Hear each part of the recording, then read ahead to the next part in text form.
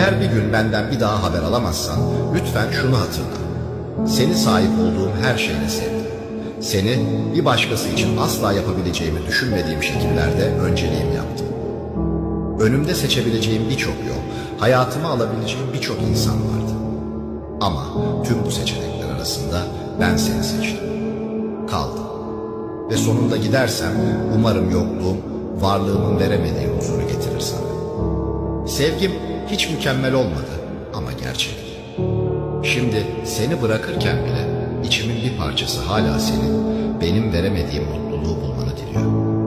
Eğer bir gün beni düşünürsen umarım o sıcaklığı hatırlarsın, kahkahaları ve kelimelere gerek olmayan o sessiz anları.